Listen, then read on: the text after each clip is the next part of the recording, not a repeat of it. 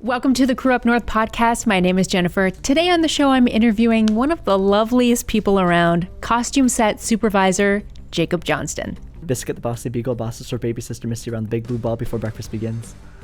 Jacob found his way to Northern Ontario in 2022 and has worked on award-winning shows like SkyMed, Shoresy, and Letterkenny. Like the continuity of that, because like ties are going to shift whenever people are turning their heads and necks. Right. Scarves are going to move away. They're the death of me. Jacob is sharing the not-so-glamorous side of working in costumes. I always tell my actors when they're like, oh, sorry, here's my like stinky, sweaty socks. I always say, don't worry, sweetheart. I've seen it, felt it, smelt it all before. How juggling the work-life balance can take a toll. Do I like overnights? No, but I still have to do them, right? In the rain, too, at that. Oh. And the scary reality of not being a Northern Ontario tax credit. Because I do love the people up here. You guys are super talented. The crews are great to work with. It's a consistent family of people that I've been working with as well, too. Mm-hmm. And it feels like being one of those family members now. All of that and more right here on the Crew Up North.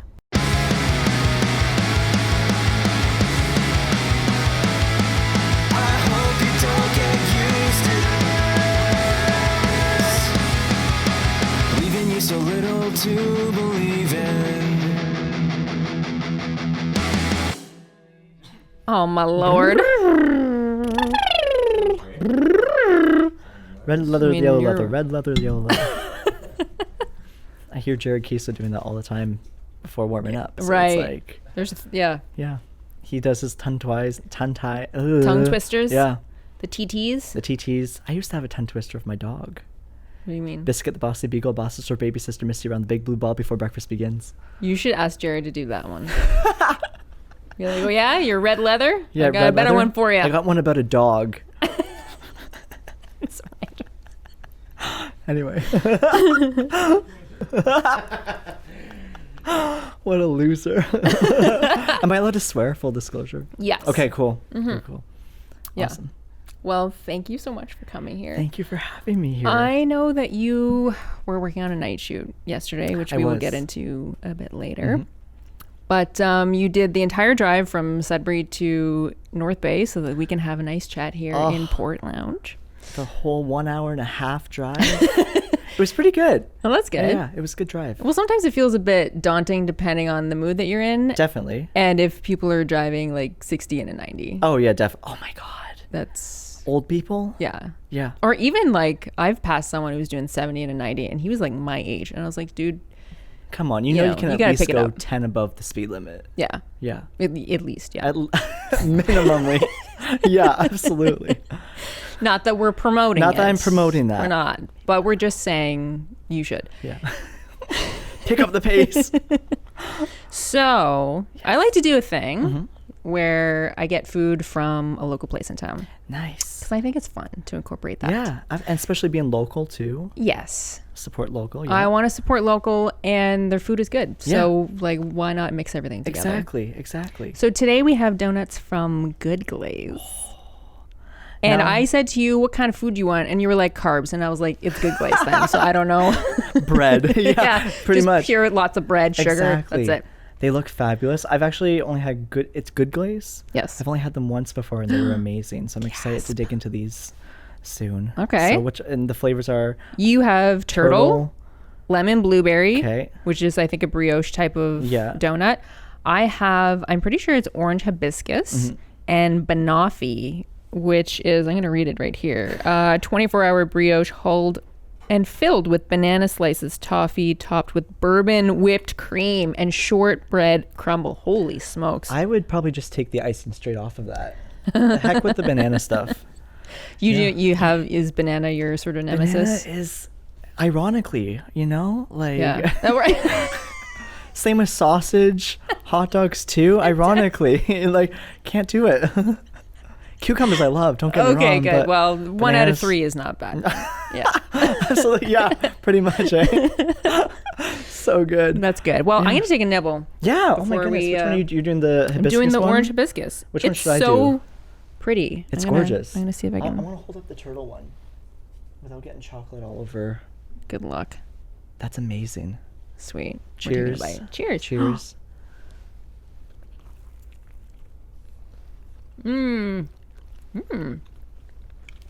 That's really good. That's so good. Just the one bite. Yeah, the icing I didn't is think to get amazing. any more napkins over here. You know what? I wasted all of them. That's okay. Don't mind me. That's good. They're finger licking good. They really are. I stole that from something else, but Trademarked. trademark. So, when you tell people what you do who don't know, how do you describe it? It's funny because this happened to me not too long ago as well too. Somebody's like, "Oh, what do you do for work?" I'm like, "I work in film and TV." They're like, "Oh my god, that's so cool." It's like, "What do you do?" Like, I do the costumes, and they automatically, whenever I say costumes, they think I'm like the designer, like I'm putting the looks on the actors and stuff. But like, it's just quicker to say, "Oh yeah, cool." I work on set. Like on set with the actors. I don't design, but I'm there to make sure that they look good the entire time. Which is pretty important. Yeah, definitely. It's keeping the designer's vision to life. It's keeping actors comfortable and looking good, and keeping them, in the right looks the entire time too. But yeah, people, I think it's kind of a bit of a flex also to tell people it's like I work in film, as glamorous as it is, Yeah. But yeah. So, and people, they do turn their heads like, wait, really? Like, how's that? I'm like, it's a lot, but I think they think it's so cool.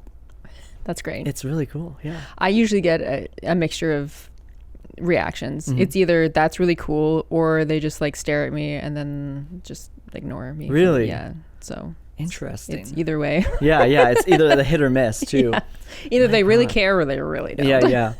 That happened to me once too. Like somebody asked, "Oh, what do you do for work?" I'm like, "Oh, I work in film and TV," and I just left it as that. They're like, "Oh, cool." And then they continued on their way talking about something else. It's like, okay, thank you. They're like, so anyway, this mustard that I'm holding is really important. Pretty much. Yeah. It's absolutely, pretty much, yeah. That's funny. Is the job anything like you had imagined it? No, like it's hard to describe really. Like the job, it definitely has its challenges, and I think a lot of people think as soon as you say like you work in film, it's glamorous, it's the lights, camera, action, like everyone's there, but like it really is like behind the scenes, it's a whole production on its own, and like, so for typical day for me in film, like I, being the costume set supervisor, I get to base camp, I go through like, the lineup for the day of clothing, what the actors are going to be changing into throughout the day. I bring the changes with me to set if I need to or something, and then wait for the actors to show up, make sure the actors are in the right look, making sure they have all their pieces, earrings, belts, proper shoes, and then we get filming, between going in for finals, which is making sure that the actors like look good before they get rolling, making sure everything's in line, making sure buttons are where they're supposed to be. And a lot of the time it really is just hurry up and wait. It's sitting on set, the actors are working, doing their takes and stuff. I'll go in between takes if I have to adjust something, like if the hat's turned sideways or whatever. But a lot of it is just sitting around waiting for something to happen a lot of the time too. In that time I end up doing like my continuity notes, making sure things are in line for my truck, for my designer, for my team. And yeah, then at the end of the day, like, we're often the first ones there, setting things up in change tents, change rooms, and the last ones to leave as well, like between packing the day up from set and moving everything back over to base camp, cleaning things up, putting things in the lineup for the next day, and so on and so forth. So I'm lucky in the sense where every day is different. Different outfits, often the same repeating outfits, but like at different times they'll do it, right? So it's very much, every day's different, but every day's also the same in the terms of the routine that I do. Right. I was just thinking, is there when you're watching the monitor, is there like a constant feel of like you're waiting for a disaster to happen? Always.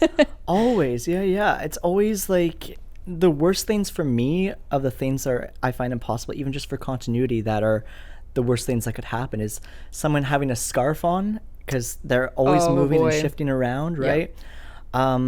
And then between scarves, ties, I learned recently. I'm working with a lot of ties this season that I'm working on. We'll get into that later, I assume, right? Yes. And yeah, like the continuity of that, because like ties are going to shift whenever people are turning their heads and necks.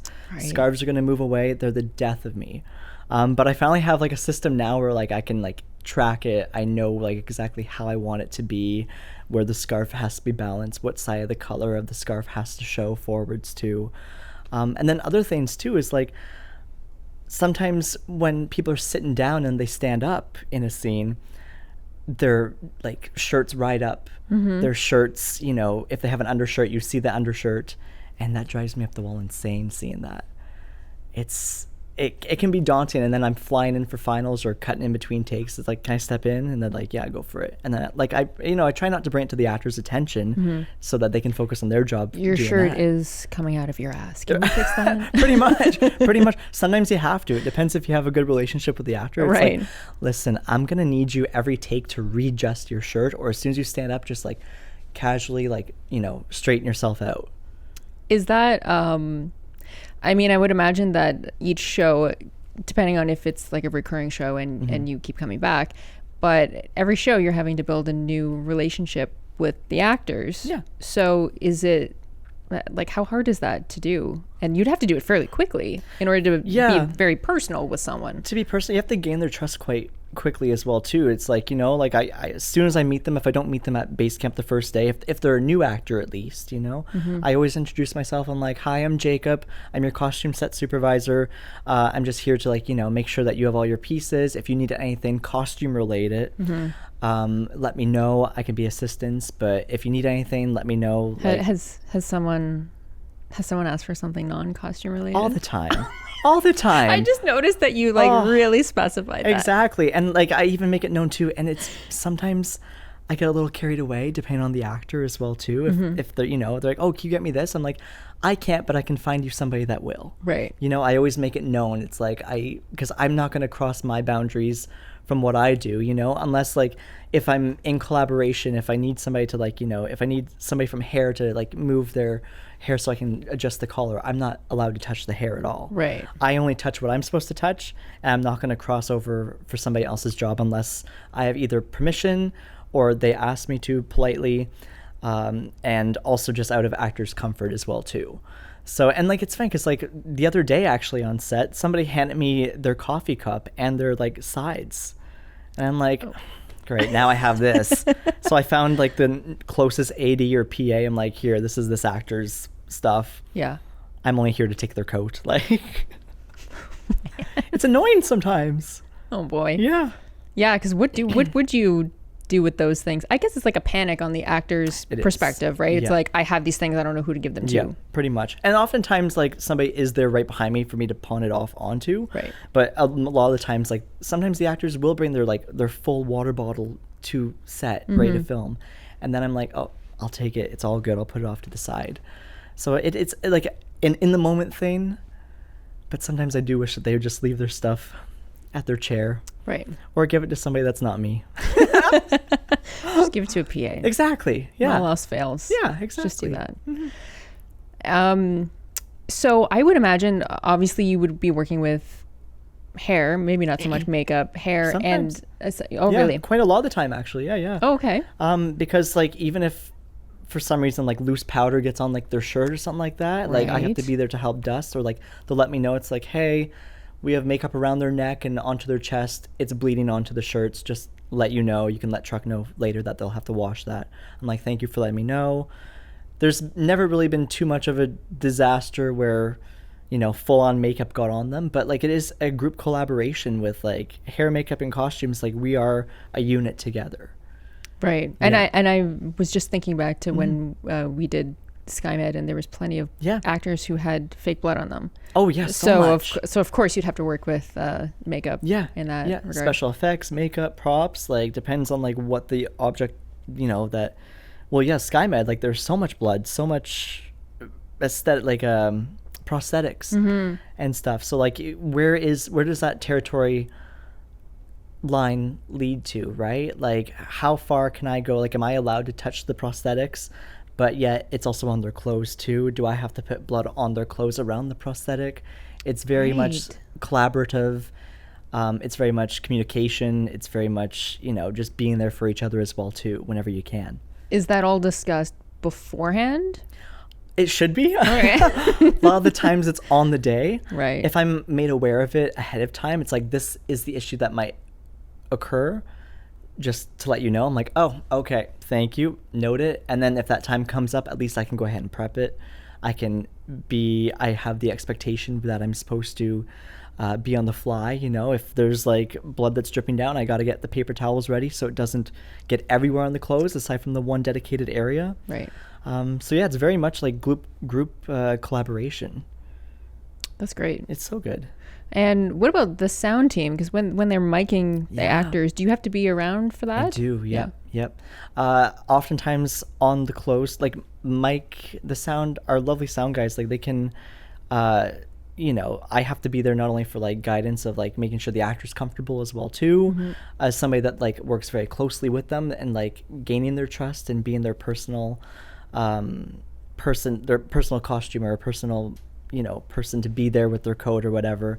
So I'm there helping as well mic them as well too, so I can also see if we see the mic through their shirts, where we're taping the mic to, if we can tape the mic to anywhere on their clothing as well, because like we also don't want to damage our clothes either, right? The worst thing I need is like snot tape on a mic on the back of a zipper, and then the zipper doesn't work anymore. Yeah. So it's like, I have to yell at them sometimes and be like, let's think about this, okay? But, we find something and we always make it work.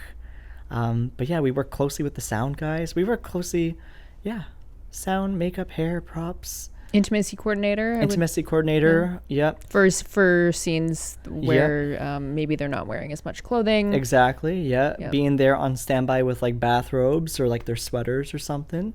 A lot of the times too, I find a lot of costume people, we should, do like a intimacy coordinator course as well too, being the person that is there in their most intimate moments, being either, between fully nude, in lingerie, pasties, other like garbs and stuff too that could make somebody feel very uncomfortable, right?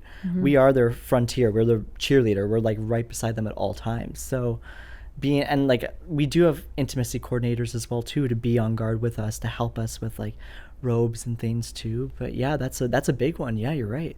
I think you bring up a good point though, that especially the costumes department, it would be good for you guys to have maybe not full training, but at least maybe some basics. Actually, Lindsay Summers, who was on SkyMed. Yeah, she's great. She is the Lindsay. She is the Lindsay. She was the intimacy coordinator there, but I also found out that she was the first intimacy coordinator in Canada. She originated it, right? Yeah. So I would actually love to have her on in another episode, but that's something that I think I'm going to bring up to her. Is like at least a basic training, like, just like, and just from firsthand experience with no training a lot of the time. And whenever I do have an intimacy coordinator with me, they are showing me the ropes as I go, and I have a generalized idea of what to do, what not to do. And what would something like what you wouldn't be doing? What would be an example of that? Oh, I mean, definitely like, oh God, that is a good question actually. Like I know in the moment what not to do and stuff, but I think it'd just be, maybe just like yelling. It's like, oh yeah, someone's like, naked. Naked, like their boobs they're out, naked, their they're dicks ready. out, like, yeah, absolutely. Yeah, they're fully naked. Come on in, So like, no, and like I'm very grateful for like any time that I've been on set where even if like somebody's in lingerie or like, really like tiny wear, that we have closed sets, that I'm there front and center with them as well too. I'm like, you let me know whenever you're comfortable to take the robe away. I will stand right here in the corner, and then nobody else will turn around until like you're fully covered. Things like that, right? Just a protection. Exactly. For the actor. I think that's really nice. Yeah. And we have to. And like, I feel that a lot of costume people, we have to be the frontliner for our actors, between keeping them most comfortable at all times, keeping them warm, keeping them dry, keeping them safe from the elements, keeping them protected in intimate scenes too. Like there's so much that comes onto us costume people for our actors, to protect our actors. Yeah, it's physical and it's emotional. Definitely, really. definitely. They rely on us so much, right? So, and even if like they get wet, where's the towels right away, right? Like their clothes are soaking wet. I only have so many hair dryers to go around to dry things off. Right. Yeah. I have definitely felt that as an actor being on set. Like I definitely feel that protective nature from the wardrobe people. Good. Yeah. That makes me happy to hear, because then we're doing something right, right? Like not only making sure that the actor's comfortable before rolling, making sure they look good before rolling so that they can focus on their work performing and giving the best performance they can possibly do. But yeah, like we definitely, like even for our hair and makeup ladies, like, and our teams, like our job is to make sure that they look good so they don't have to worry about looking good, so they can focus on their work. Right. That's I have to say, doing the podcast, I knew I'd be doing everything myself. Yeah. But I'm getting ready today, and I just have like I'm trying to like remember that I actually wrote questions. And get ready, and I'm just thinking to myself, this is the reason why there's professionals doing this on bigger sets with a budget, so that it's like you don't have to think about it, because they actually do take up quite a bit of space in your brain. Definitely, because even just like telling an actor too, it's like, hey, whenever you stand up, do you mind just pulling your shirt? I feel like sometimes I'm a burden letting them know. It's like we don't want to see, or like if like a woman's wearing like a crop top, and like we don't want to see her full bra and make her uncomfortable or anything like that. Situations leading up to like things like that, right? Or like if even for tattoo covers, if some guy has a giant tattoo on the stomach or something, we want to make sure that's covered if it's not been approved, right? So sometimes going up to them in those moments and letting them know that, hey, just a reminder, just pull down your shirt when you stand up. That's a weight on their mind. Is it not? It can be, but you know what? It's kind of like taking camera direction. Definitely. Where it's almost like you just have to incorporate it in your brain like that. Yeah. You're just like, okay, on this move, I do this. Yeah. So between memorizing the lines and now the moves. Yeah. Yeah. And then just remembering to like, pull down your shirt. It's like, great, something else to add. That's the last straw. That's the last straw. That's where I draw the line. Throwing in the towel. Goodbye. It's all for the greater good, though. Exactly. It's to make them look good. So, yeah, exactly. Yeah. So we've talked about some interesting stuff and positives. Yeah. But I have a feeling you have some information about the not so glamorous side of doing wardrobe. Oh, God. I feel like we really need to get in for this one. Just really snuggle in. And when people hear the word costumes, they automatically think of like glamour, right? It's not. No, but I really do like love my job. It is so much fun. It's a lot of work, but I always tell my actors when they're like, "Oh, sorry, here's my like stinky, sweaty socks." I always say, "Don't worry, sweetheart. I've seen it, felt it, smelt it all before." And that's unfortunately the truth. Yeah. You've seen some crazy shit. You've smelt a lot of stuff, and sometimes too, at the end of the day, if they've only worn it for like one scene, but sometimes if they're sweaty, we will do the sniff test. Yeah, you have to really get it up there. Exactly. Is that, yeah, to make sure we set can the standards. Pretty much. You pretty much have to put it in the nostril. Right up there. Okay. Sometimes we have to taste it. Far from tasting, but still. But yeah, we gotta sometimes get our hands in dirty places. Wow. Yeah.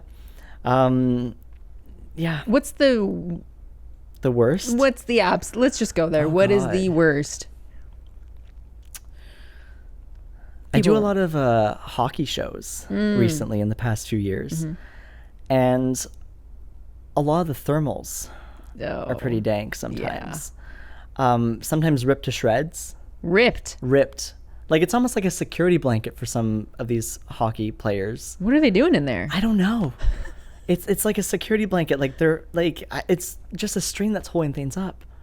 Wow. Sometimes, not too long ago, the other day, I was picking so much like cat hair off somebody. In which garment? Some dresses. Okay. Yeah. In the dresses. In the dresses, yeah. How did that even happen? I don't know. Wish I knew. No cat on set. No cat on site, but yet they're, sometimes people come to work in, like especially background actors, right? They're coming already pre-dressed from home. Sometimes they have cats, they have dogs. We are the worst, let me tell you. I mean, I have stories about that too. We can get into later. Oh, you know? yeah, we will. Oh God, but We're gonna talk about how I'm an angel, by the way. You're fabulous. And how You're everyone so else good. is beneath me. Definitely. Just kidding. Here's Jen. Here's the world. And we'll see if my head can make it out the door when we leave. At the end, yeah, definitely. But God, like, no, I've seen a lot of wild stuff on set, like in terms of, like, oh God, what was some? There's got to be something recently. I was thinking about this on the drive in too. I'm like, I had this feeling this question was going to come up, and I didn't even think about being prepared for it. We're going. Well, what about like, do you have to deal with underwear? Oh, like, all the time. Okay. Yeah. Because people probably don't know that, you know, actors do wear some of. They wear underwear. They wear but are they wearing underwear. their own underwear? They're wearing costume underwear. So if it's down to like being in your underwear, they would be costume underwear. Okay. So it'd be either like a no-name brand, or we'd like, you know, like change the brand of underwear and just put like a different elastic on it. Or unless like we get like full approval of brands to use, then like it's full on camera ready underwear. Bras a lot of the time too, all camera safe, all camera good. Just making sure that no film wants to get sued from a brand, right? So without clearance. So yeah, like there's a lot of costume underwear, but for a lot of the time, if people are just in their like costume, like their clothes, like pants, shirts, like they can wear whatever is most comfortable for them. Okay. I'll make sure that we never see it. You know, some people don't wear belts. Some people, you know, like let everything just ride down. But for the most part, yeah, I try to keep it pulled up the best I can. You know, it's like you're a big boy. You know, you can make sure your underwear aren't seen. Right. Yeah. If a woman is wearing a specific like dress or something, can she request certain underwear from Definitely. costumes? Yeah, absolutely. Unless like if she wants to bring her own too, like sometimes actors or actresses, like they will bring us their own personals, and then we'll just set it with whatever look we know would suit best, you know? Like sometimes on like tight dresses we see like lines, you know, right? And even for like guys like dress pants too, we sometimes see like the lines of underwear as well too. Okay. So it's being clever of like what we can use, making sure it's most flattering for them too, because like I'm not going to let anybody go on set not looking their best and not feeling their best, you know? And like there's that protection thing again. There's that protection thing again, right? I will make sure that they are feeling most comfortable, most confident, so that they can do their own work. And if I do see something that's like, oh, we might want to fix that, I will just bring them aside. It's like, hey, listen, something's coming from base camp. I just want to fix this issue. Like, I don't mind being direct truth to them too, right? Like if, like I've put pasties on men before as well too, because like we're in cold spaces and, you know, like right, and then you don't want the nipples getting out there. And it's just like, I don't know, like we can do that, but I think it's like, I don't know, I have a preference where I just like everything like clean, smooth. And I think a lot of people do. Yeah, you know, I agree. And also it's like as a viewer, it's one less thing to have a distraction. Exactly. There's that too. Absolutely. If you're watching a show and all you can see is nipples and it's not intended for the scene, then it's a distraction. Exactly. So, Exactly. Sometimes it is character choices too, where actors will be like, no, I'm okay. Like, you know, no bra, no under. I'm like, great. Things flopping around, you know, it happens. Free ball in it, you know? Yeah. You can't keep complete continuity with that, but no, not exactly. You can try, especially on cold days. Everything, you know, sucking up, sucks up. You know, yeah. Well, that's fun. Yeah, definitely. Something to think about later, right? Yeah. I will be thinking about this later. Oh, I God. can guarantee you. The sucking up, that's a visual. So, to get into this, I would imagine you would have to have pretty good sewing skills or an eye for wardrobe at the very least. So where did that all sort of stem from? Surprisingly not. You don't need to necessarily, I mean, it's beneficial. Like it helps if you know how to sew, like especially like mostly hand sewing. Like if a button falls off on set, you want to whip that back on together as quickly as you possibly can. Right. I personally know how to sew. I went to school for like theater, behind the scenes stuff, focused in like costume construction and sewing. But it just happens to benefit me in this job as well too, where like if if a truck supervisor doesn't know how to sew, I can tap out with them and switch, go from set to truck to whip something together real fast or do an alt real quick. It's happened many times before where I've had to tap out with some people. It's like, hey, we need an alteration. It needs to be taken in like 5 inches. Do you mind like swapping out with me? I'm like, yeah, let's tap out. As soon as you get here, I'll run back right away. Oh, wow. For a background costumes coordinator, are you the one planning what costumes the background need to be bringing? Yeah. Okay. I'm the one that, for this season, I created lookbooks for everybody. Right. So I had... which we may or may not have received in a... Interesting. Yes. Good to know. But you've received a couple of them, right? Yes. And did you find them helpful? Yeah. Good. Okay, that makes me happy. I'm a very visual person. Good. So if you tell me wear black, neon, and red, and then you just give me the types of clothes, I'll be like, neat. But if you give me visuals, then I can quickly be like, all right, yeah. Yeah, exactly. So what I would do, and in collaboration with my designer, I was very grateful. She gave me a lot of free range and stuff too, but also it's try to have it these type of looks, nothing. She would lay the rules and I would follow those. And so then I'd create these lookbooks where it said, welcome to SkyMed. I'm Jacob. These are the things that this is the scene we're doing today. This is the type of season, dress prepared. Mm-hmm. The next slide, it would be, what not to bring, have no logos, watch the weather, bring umbrellas, etc. So forth like that. And then for the actual looks of it, if anybody actually read them, because I know that happens a lot. Yeah, it's one thing to get it. It's another thing to read it. Yeah. So I'd put what you would be, and then the description of. So for example, doctor. Doctor, yeah. Dr. Tocheri did make an appearance. Yes, you did quite a few times, and Officer Jen too. Officer. And what else? Oh, and I was bar patron. I was a bar patron. Bar patron a couple times. Mm-hmm. So yeah, you've seen these notes, and you followed them beautifully. Thank you. You did so good. I'm a good student. You really are. I have the pictures of it as well too. My continuity. Oh, you still pictures. have my continuity? Yeah, I have them all. Oh my God, we should show those on this. I will gladly. I'll send it to you. So basically, so I would write the description. Doctor, please have business casual look. If you have your own scrubs, please bring that.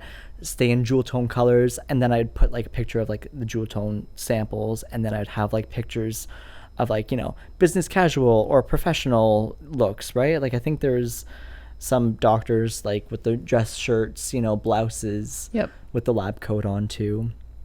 And you brought amazing stuff each time. I can't remember what I brought. I brought something dressy. I just assumed dressy was probably number one priority for You had a nice green blouse, black pants, dress shoes. I remember it all. Oh my goodness. I clock it all. Whew. And then I gave you over here. Gave you a lab coat on top of that, and it was great. Cool. So then when you're creating these lookbooks, are you just sort of going off of experience, or are you doing your own research for how you create them? I just wing it. You just wing it? No, but I will search stock images doctors, professional settings, bar patrons, hockey moms. What else do we have? Beachgoers, things like that. Just random quick searches online.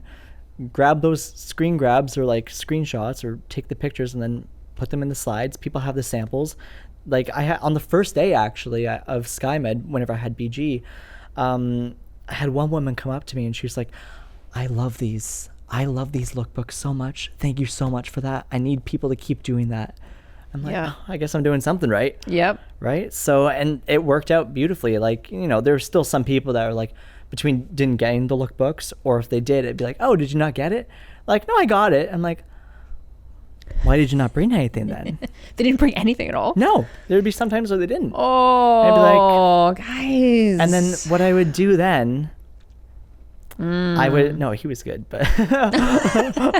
He's looking at our camera. Exactly. Yeah. But what I would do, you were good. You were a good Carter. We're talking about Carter Balaji. Yeah. He was great. Yeah. So good. We're covering it up right now. It's all good. He remembers exactly what he was wearing. Yeah.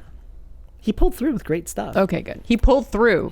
That's the word. Always. But there are some people, and then I would silently scold them. I'd be like, I would smile at them. It's like, oh, so you got it. So why didn't you bring anything? Okay, so going forward, you're going to bring stuff next time, okay? Thank you. So for this, and then I would go to my truck and pull whatever I needed to. That's one thing I hate too, is having to, like, I expect my backgrounds to come prepared, ready to go, check the weather, bring umbrellas, dress accordingly. And like, sure, there's some slip up and stuff, but like, it's so helpful whenever people do bring their own stuff. Unless I have to provide it, then like, obviously I'm going to provide it, right? But right. And you're lucky that you were working on a show with a budget, because 100%, a lot of shows around here have nothing. They don't have a truck to go to give us other options. So I had a good old cube truck, my two dreaded words in film. Cube truck. Cube truck. Because my racks would fall down all the time too. It's like driving. And bananas, you're just the worst. Absolutely. I think it bent a couple of racks too. It's terrible. Jeez. But yeah, but otherwise, like, I would have to, there's a lot of times where certain background actors I would have to provide full outfits for, that were not like the things that I would have to provide, like if it was a bar patron, then I would have to provide somebody in like, just casual clothes. Wow. Because what they had like full logos on it or ripped or nothing to my standard. Yeah. Do I drive a high standard when it came to being the BG coordinator? No, it was pretty straightforward. Like, yeah. Okay, good. I thought you were very, and I wanted to bring this up actually, but I thought you were very, like, warm and lighthearted. Oh, thank you. And I just remember, because sometimes costumes can be a stressful thing. 100%. Yeah. And depending on what production it is and what the costumes person has to work with. Definitely. Sometimes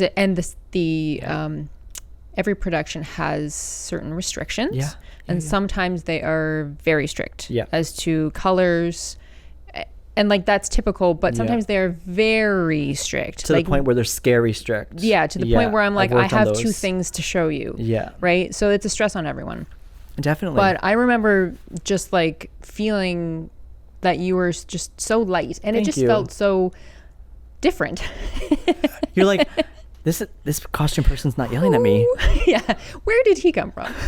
Let's keep him here. Yeah, let's keep him here forever. So how do you keep in such good spirits when people are showing up with logos and things that they're not supposed to be doing? Like, how? I mean, you just seem to have it roll off of you and you kind of move on. Sometimes you just have to. Sometimes you just have to like be like, okay, and then just go on with the day. And then just cry in your cube truck.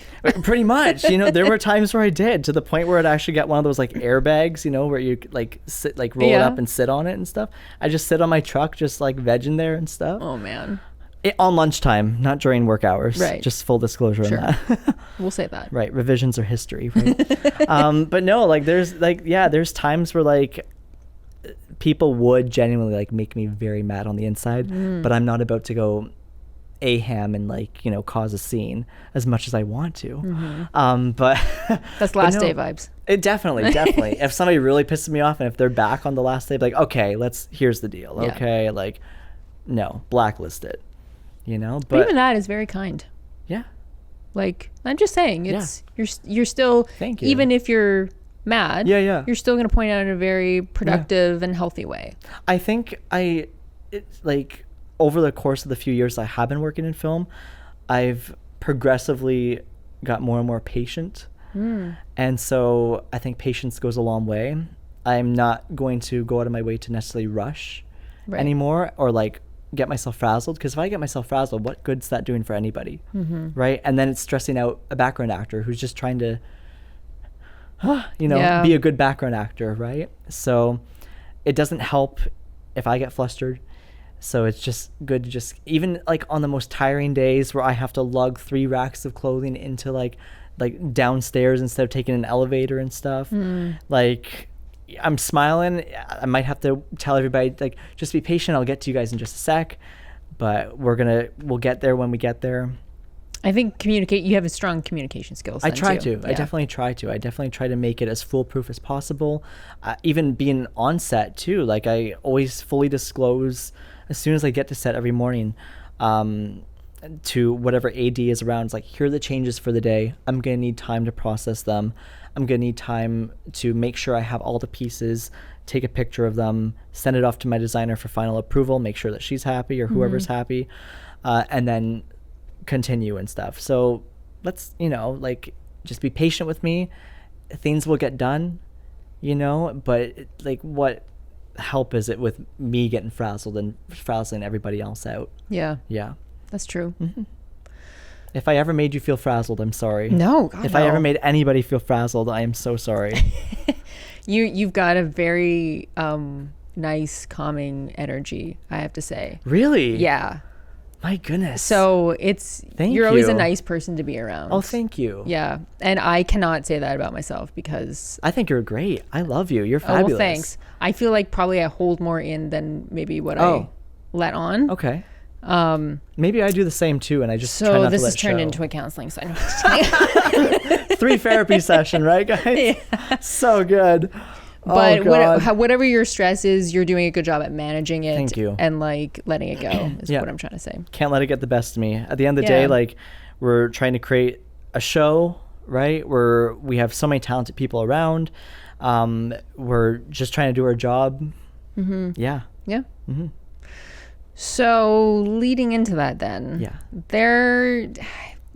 film is notorious for having horrendously long hours. Oh, it has got to be.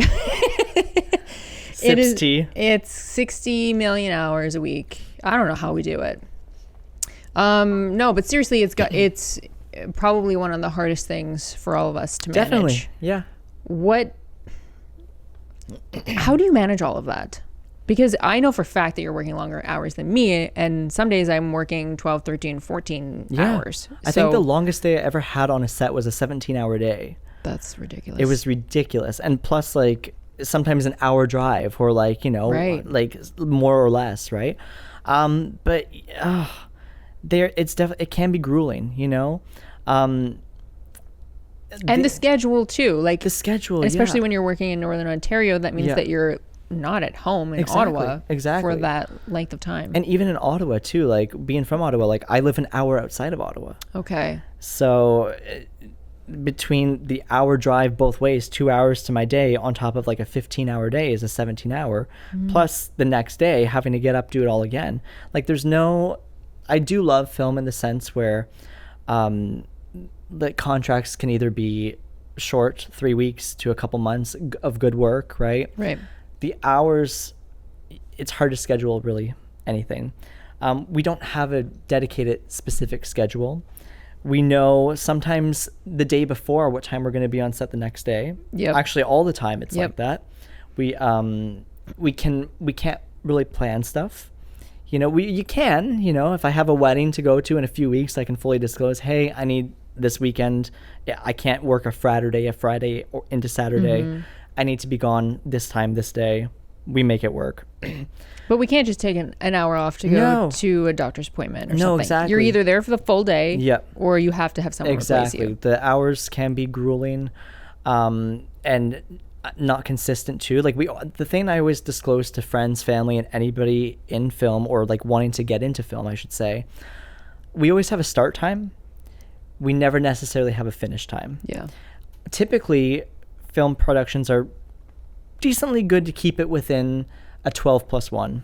12 hours plus 1 hour of lunch. Sometimes it can be longer. Sometimes it's less. And on those days, it's like, what? This is like a little treat. We're going home early. I get to actually eat dinner at a decent time? That's amazing. There's still daylight outside? I might be able to go out for like a quick drink with a friend.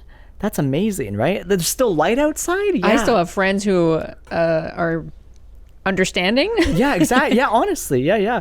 And that's what's so hard because like just last night, actually, like we worked from 2 p.m. and I didn't get back to the hotel till 3 a.m. Boy. Yep. And so, it's never consistent. I know that I'm working, either Monday to Friday at least, or Friday into Saturday, I should say, if it's overnights. It's not the best thing all the time. Do you end up missing out on family or friends events. Yeah, definitely. And I find that sometimes very difficult too, you know, and like I'm very grateful that a lot of my friends know what I do and how it works and stuff. And and anybody I meet, even if it's a new friend or like family as well too, it's like, listen, I'm not always going to be around, just to let you know, between traveling for work and the hours, like you're lucky if you see me maybe twice a year. Yeah. For certain friends, right? Yes. For those certain friends. And some people get mad at that.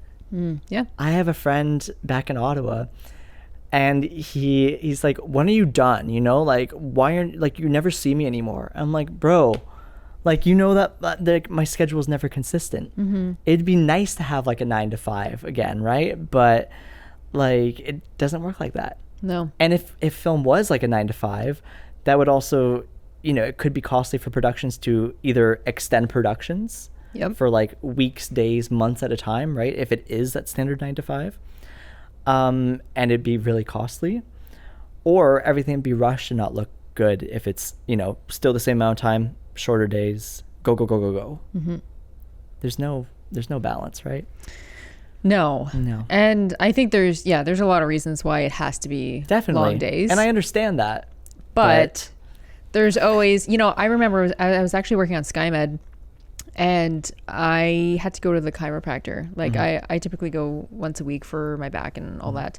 And I had made an appointment for like 6 p.m. And I pre-looked at the schedule, because we do get a schedule that kind of gives us an estimate of what time of day we're starting. An estimate is a good word. Yeah. So I talked to one of the ADs ahead of time, and I was like, hey, is there a good chance I might get out so that I can go to this appointment?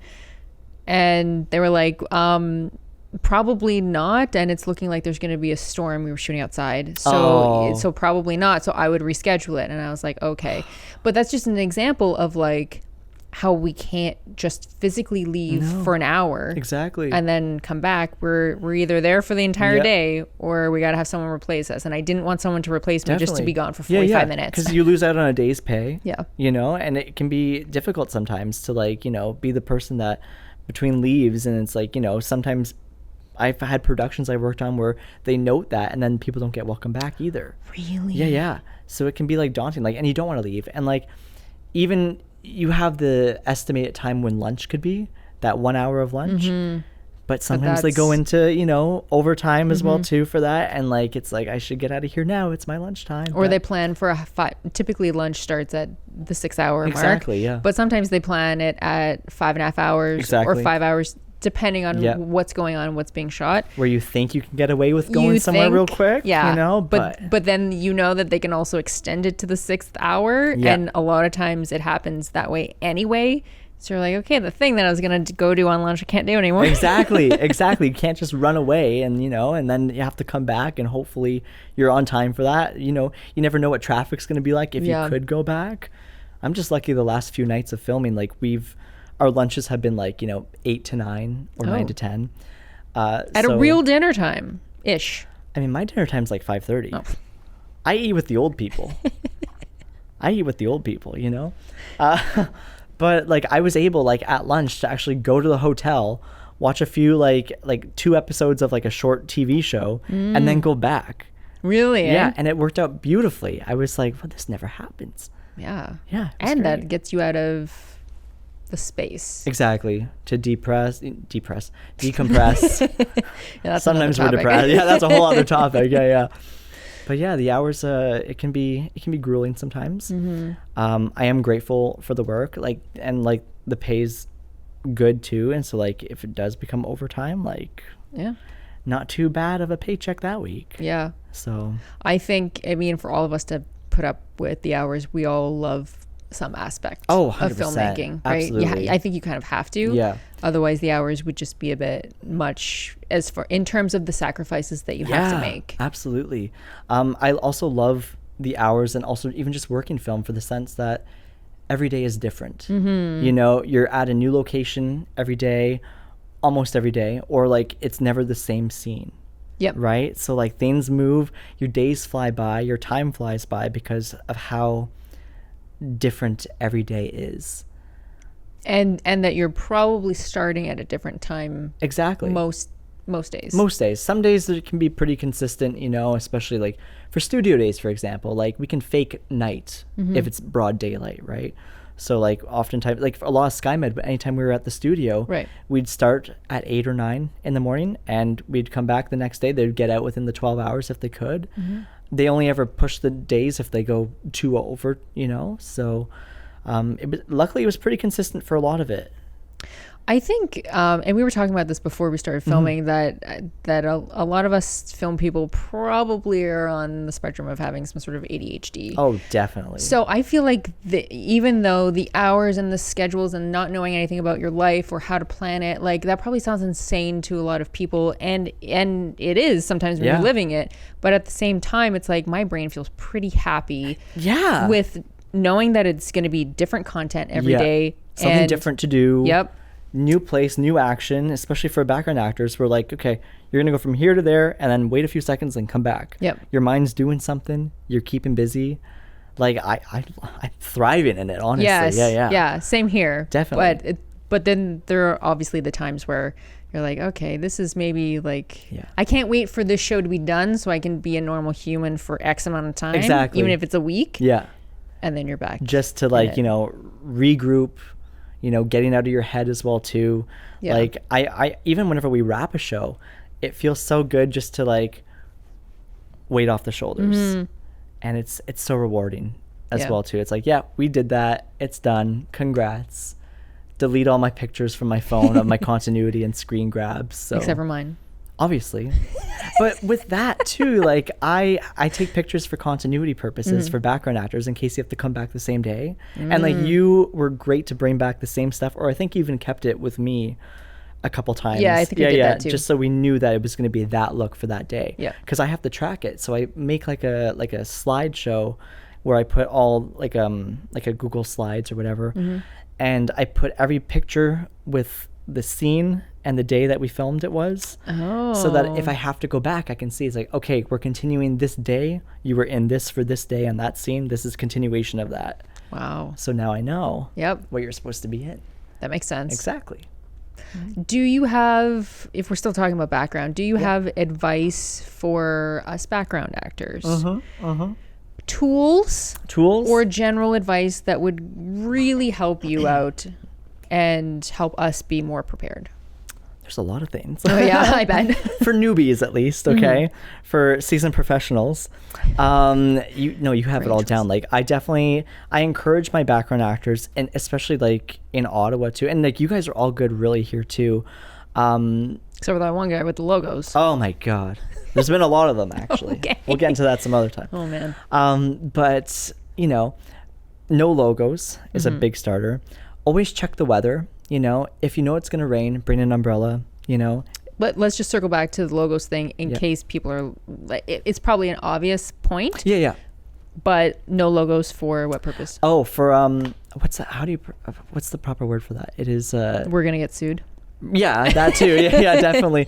Because we don't have we don't have the permission to use it. You know, we don't get a clearance. Yeah, there you go. Clearance on it. That's what we need. So that's why if we can go logoless, it's fabulous. Some shows, like SkyMed, I think there's a couple things that were approved. Like Canada Goose was approved. Oh, I didn't know that. Because like they had the Canada Goose parkas, right? And the show Shoresy that I'm working on, like Adidas is approved, so like that's okay for people to wear. And there's a couple other things too. I think Saks underwear was approved as well too. Random, sure. Yeah, you know. So for purposes of that, like we don't want the production suit. It's going to cost them a lot of money to fix it. And it's just for the benefit of everyone's doubt, like just avoid logos if you can at all times. We oftentimes costume people, we do have like hockey tape that will just cover up, or any like stickers that we can put on that are like clear to use and stuff that will cover logos. And I've done that so many times too. But if you can avoid logos completely, that's fabulous. Unless it's specified that you can, that's great. Another thing too, umbrellas is a big one. Okay. Umbrellas is a big one. If you're filming in the wintertime, proper wear. Like dress to the notes, but wear thermals underneath if you have to, okay? Have like your own hot shots if you have to. Those are for your hands? Yes. And you can get them and for toes. your feet? Yeah, exactly. You can even get back as well too. Or if you know you're going to be layered as well too. If you're going to be filming outside in the winter, you know you're going to be wearing like a coat, right? Yep. Wear like the electric things if you have to, like electric vests or thermals, or just invest in stuff that you would already want to have anyway, staying cool, like warm in the winter, right? Right. In the summertime too, always make sure that you have camera friendly sunglasses that we don't see any brands on them as well Okay. too. Dollar store is perfect for that. Sunscreen, we don't want anybody burning. Staying hydrated, always bring water. We always have water on set anyway. Just a good array. If you want to get into this, like how have you been doing too? You have such a broad array of outfit pieces. I feel like I have nothing. I'm like, here's my 4 things that are good for camera. But you have great stuff. But like, you also come to what the notes say. Like if you have, like certain blouses, like doctor, like blouses and stuff like that, you have nice blouses. If you are going to be, if you're going to be a background of a construction worker, if you have work boots, bring them as the option. If you have a worker's hat, bring it as an option. Vest, bring it as an option. And by the way, no one's asking anyone to break the bank on this stuff. Definitely not. This Definitely is like not. You can go to Value Village. Yeah. And or like times, any place. Yeah. Get sales like Definitely. anywhere. Yeah.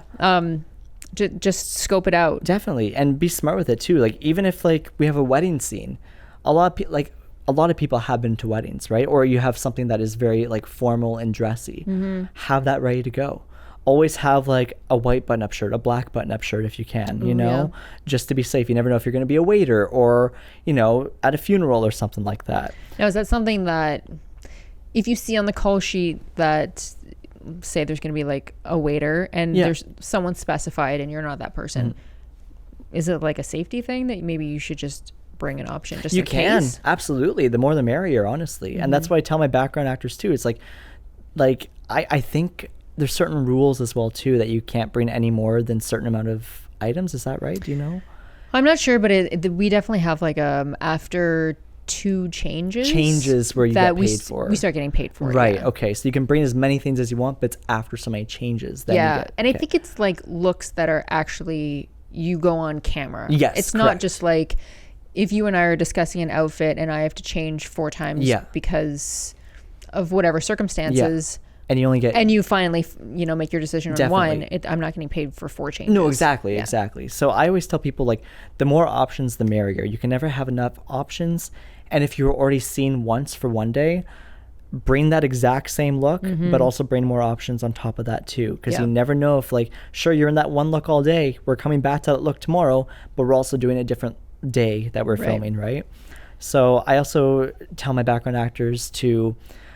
if you can, track your own continuity, take a picture. We always, like us costume people, we always know what day you're filming and what scene we're filming as well too.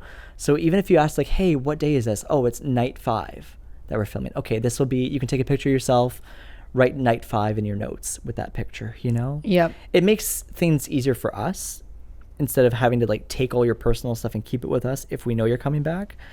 I just want to specify that when we're talking about days and nights, we're talking about script days and nights. So like a script follows X amount of days and nights that happen. Yeah. And that's how it's listed on the call sheet so that every department knows how to track continuity. Basically. Exactly. It also... So we're not talking about the physical day that we're shooting. Correct. If it's like a 60-day show, we're not talking about that. We're talking about script-wise. Yeah. And like sometimes even on a 60-day show, there may only be like 5 script days. Right. And with like tracking it as well too can be difficult a lot of the time. Yeah. So like I always try to teach people the basics of taking track of your own continuity. And because really with the different days that we film in the show, the costumes, your outfits is what really sets the different days apart as well too. Yes. Right? Not just seeing like the time change on a clock somewhere or the calendar change as well too, but like your outfits is what sets apart, and hair and your makeup sets apart what script days you are. Right. Night 3 to day 7, should be different. Or more or less like day 3 to day 4 should be different days, Yes. Unless like you can wear the same coat. You're going to have the same coat all the time. But you're under, like the outfit underneath should always be different to separate those script days. So it doesn't look like, because there's sticklers out there that will rewatch things and be like, that background actor didn't change. That's a different day that they're filming right now. Right. This isn't Groundhog Day, you know? Like, it's the back and forth. Yeah, that's really important. What about things like a steamer? Steamers. I mean, if you have one, sure. I don't have one. Oh, but can you okay. get like little personal? Like, do I really have to invest in like some gigantic thing? Lug it around with me like an asshole. I have this part of my kit now because I just got a new set bag and I love it. But I have a steamer that's no more than like maybe like a big water bottle size, and it's like a tiny little thing. It's powerful. So like, I mean, anytime I'm on set, I'll always have my steamer with me. So like, you can just ask noticed me. that. Yeah. I was gonna ask you, is that like a you preference thing? Is that like a budget thing to do with production? No, that's my own investment in my own kit. Okay. I'm very grateful that I do get most times a kit fee for everything in my kit because I have invested so much into being a costume person. Right. From nothing to now a couple grand worth of stuff. And it's always changing. I'm always finding like a new tool to use and stuff. Like actually on SkyMed, I don't know if I put Carter into this or not. I don't think I did. Did I saran wrap you? What the hell? Not saran wrap, press and seal. What does that even mean? So basically, because actors, background actors especially, Oh boy. Whenever they have coffee from Kraft and they're wearing something like that they're going to a wedding in, oh yeah, it's bound to happen that somebody with the white shaky coats? hand, with the white. Oh my god, there was a girl in SkyMed. First time I met her, she was an older lady, lovely. Spilt coffee on her hospital gown, her purple hospital gown. And if she watches this, she knows who she is. But it's all good. So what did you do then? So I was lucky, okay? I got so lucky. I was able to run to the office, quick wash it, dry it, and get it back before she even went on. Holy smokes. It was great. Wow. So what I do, I have press and seal now, like the stuff that you use for containers and stuff. Okay. And it literally just, it's like a sticky like a giant bib. Yeah, so I just put it on my background actors at lunch. I need to wear that all the time. Right? And it's the point now too where I start using it on my actors. Sometimes I don't always have access to like a lunch shirt or like a lunch bib. So I'm like, let's saran you up, you know? And it works. It keeps them clean. That's a great idea. Because like with their luck and my friggin' luck too, they're going to spill on them. And that happens so much. Yeah. Especially with background actors too. Happens more with background actors than it does main actors. It's because we're really excited to eat.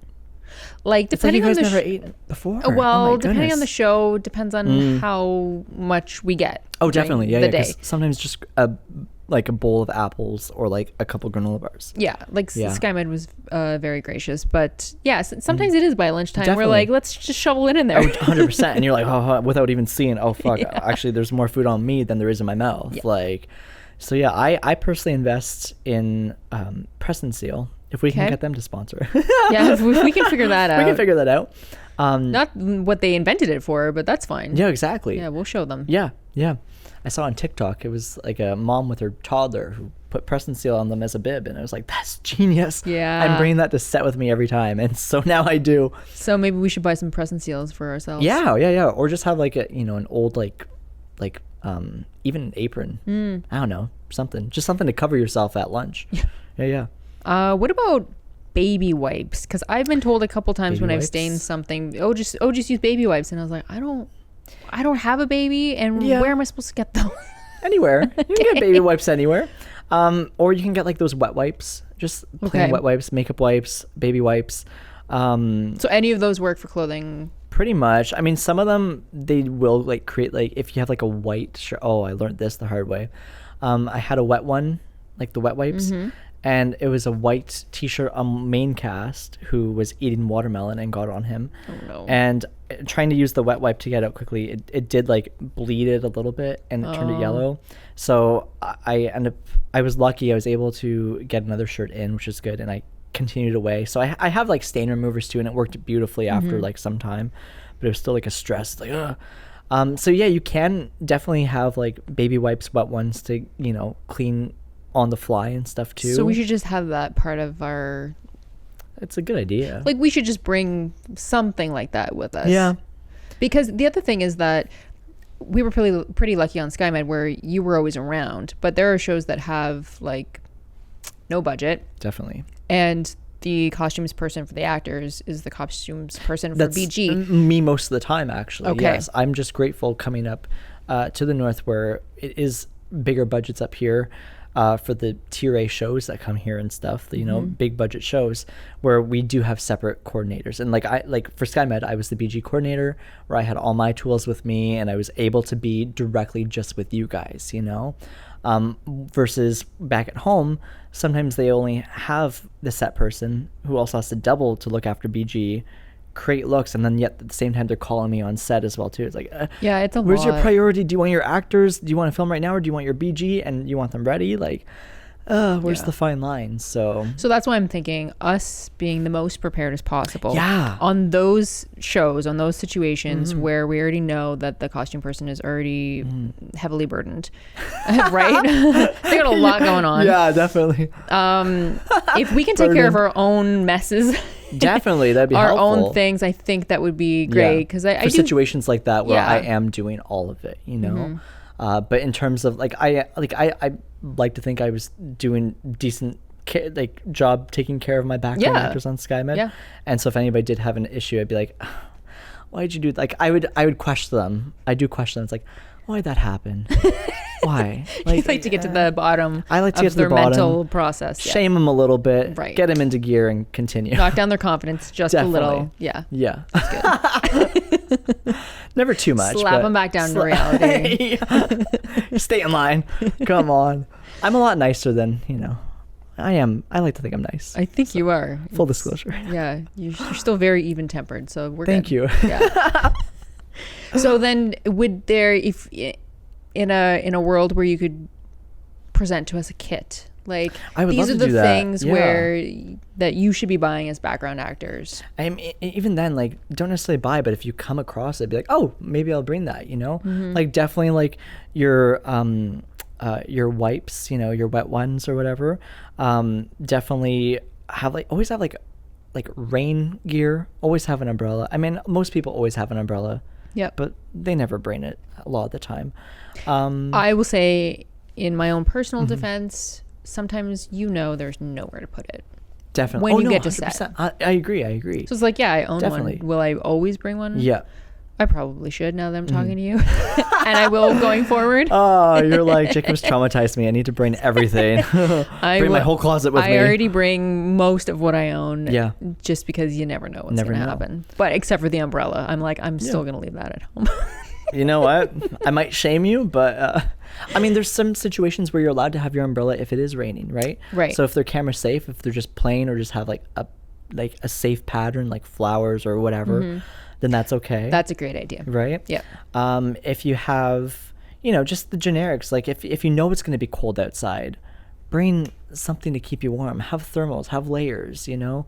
I did a show in Ottawa where one of the background actresses, like I did have extra hot shots, and then she's like, these hot shots aren't working. Can I have a different pair? I'm like, I mean, yeah, but like it'd be convenient if you just, you know, saw the weather and saw that maybe dress in more layers or something like that. Right. There's a lot of common sense things too. Maybe I'm just a little harsh that way. No? I mean, I think it just depends on how much someone has done background. Also true. Very, very fair. Like us seasoned people, we know. Yeah. And also I know it is my responsibility to bring those things. Definitely. That's fair. But some people don't quite know that. Yeah. There's also times too whenever I do have brand new background and I'm like, oh, is this your first time? Seeing that they have nothing. And they're like, yeah, it's the first time. I'm like, okay, I understand. Right. It's okay. Well, welcome first of all, but just going forward, just remember these things, okay? And like we will ask for that next time. But it's okay. It's okay. Yeah. You know, it's just being completely open, honest, and transparent about that. Yeah. And that's actually the big difference between someone having a really good first experience versus a really bad first experience, right? Yeah. I know some stories from background actors who've told me, it's like, thank you for being so kind. I'm like, what are you talking about? It's like, well, some, like my last one, you know, like they like got really mad at me and stuff, and it's like, oh, I'm sorry. You've induced trauma. I'm so sorry. It's just clothing. It's just clothing. They said I brought stupid stuff. I mean, you probably did, but... Yeah, and based on what you brought today, it's looking that way, but... That only happens sometimes. It's, sometimes it's hit and miss, too. You think you're bringing the right thing, and then you show up, and they're like, this is absolutely, you've brought trash. And you're like, okay, well, sure. I do feel bad whenever that happens as well, too, because, like, I'm looking at it, and I'm like, oh, okay. It's not good, but, like, there's, on SkyMed, there's a girl who... Like we're playing like early spring, still late winter, and all she has is like tank tops and like t-shirts. I'm like, okay, can't. Put a sweater on. Exactly. Did she have sweaters? No. Oh. Here I run to my cube truck. It's good that you had it. Yeah, definitely. I have definitely brought things before with pure good intentions, and then I get to set, and it's like, we can't use most of this. I'm sorry. And you're like, oh. Okay, well, I'll just go home and cry in my closet. Cry in my wardrobe that I thought was good. Yeah, I'll just go find Jacob's cube truck.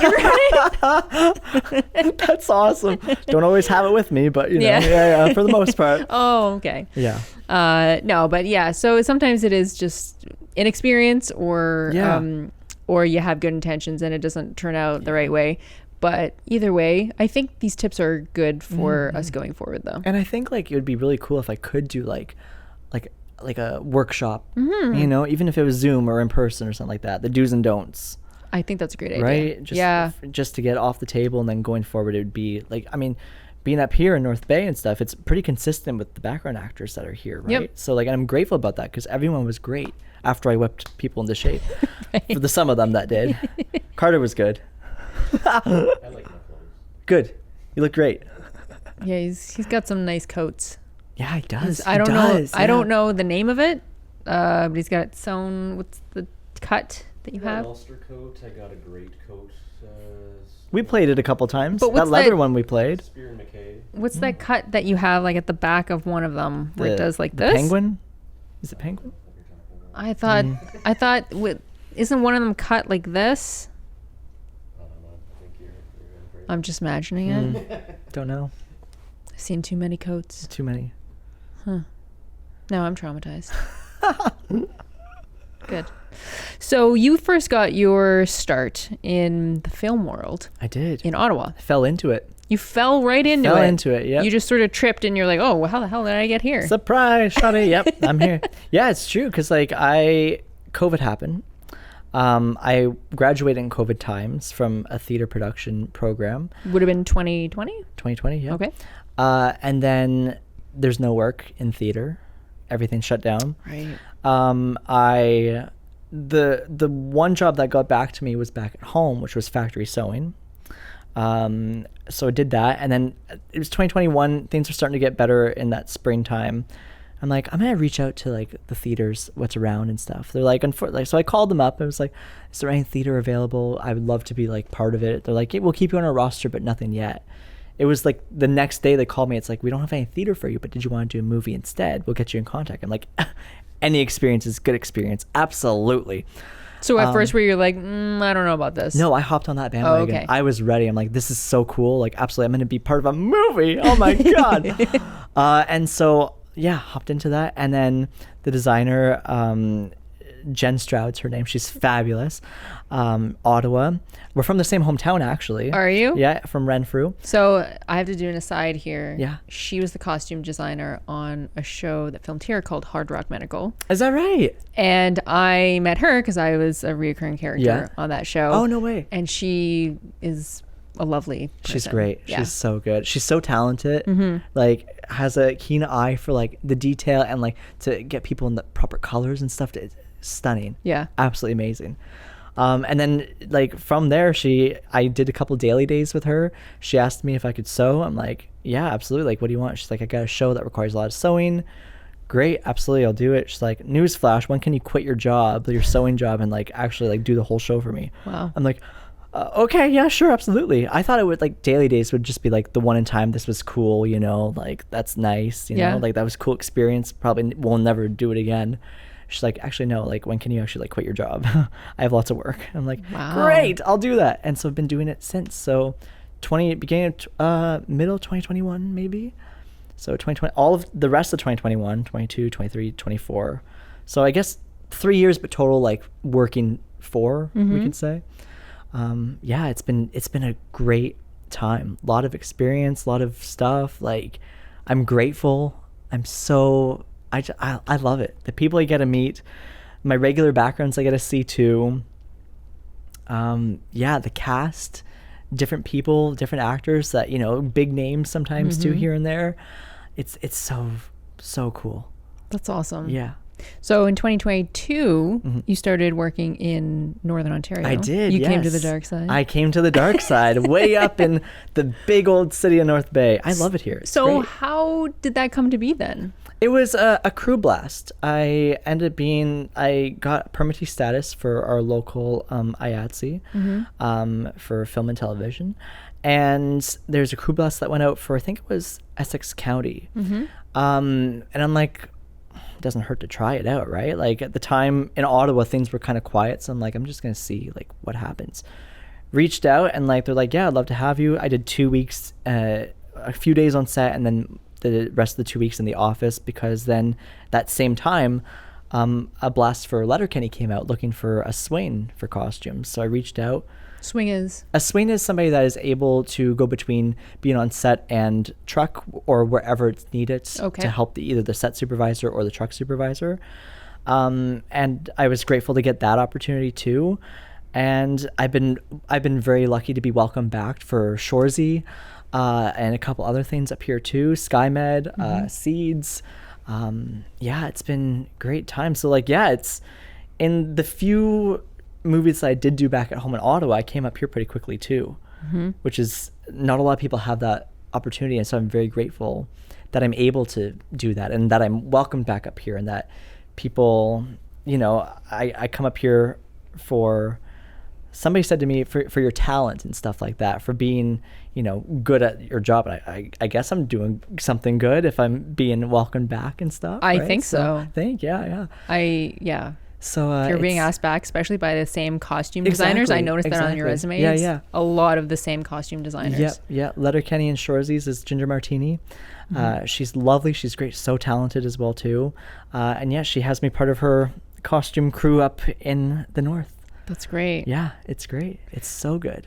So for those who don't know, Northern Ontario they can tap into Northern Ontario specific incentives. Yes. One of them being tax credits. Correct.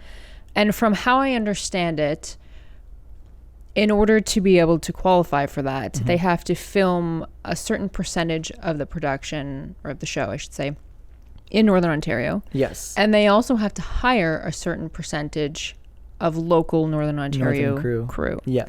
You are not I'm a local Northern Ontario person. I'm not. I know. Shame me, right? Does this scare you? Does the reality of that scare you, that you're not a tax credit?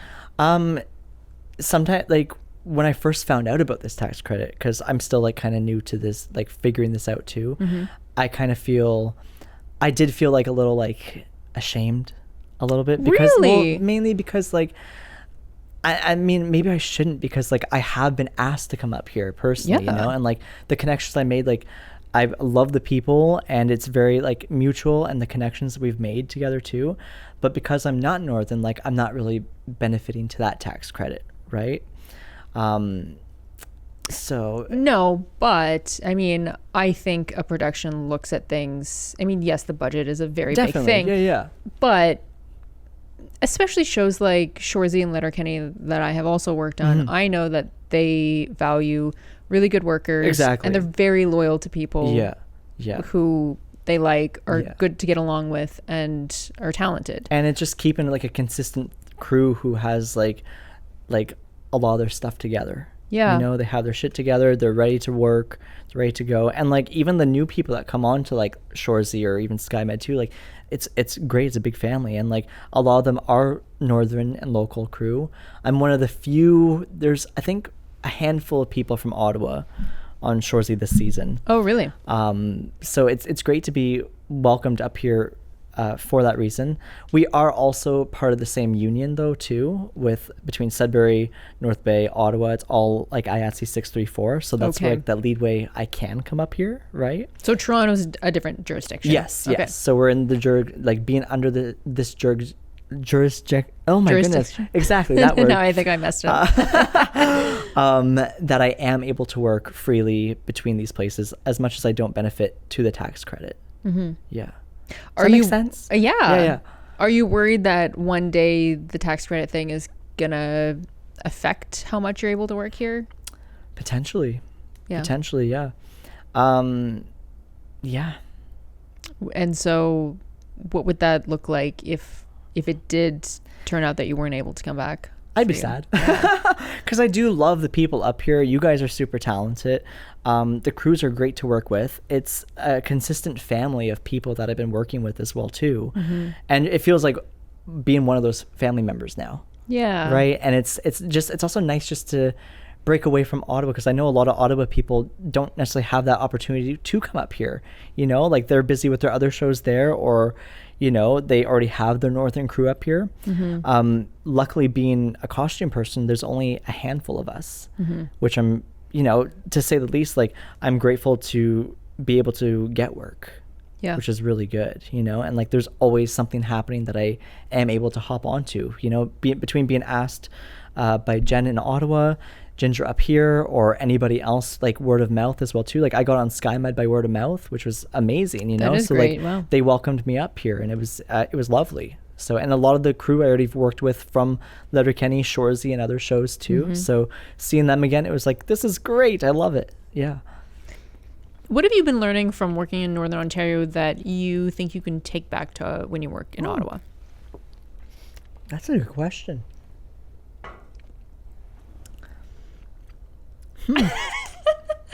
You just sat there so stoically. Let's just say, like, I find that my experience is like very different, you know, like, and it's not just like the teams, like every team is going to be different, you know. Every show is going to be different. Every show is going to be ran differently. Different crew go in and out between different shows, right?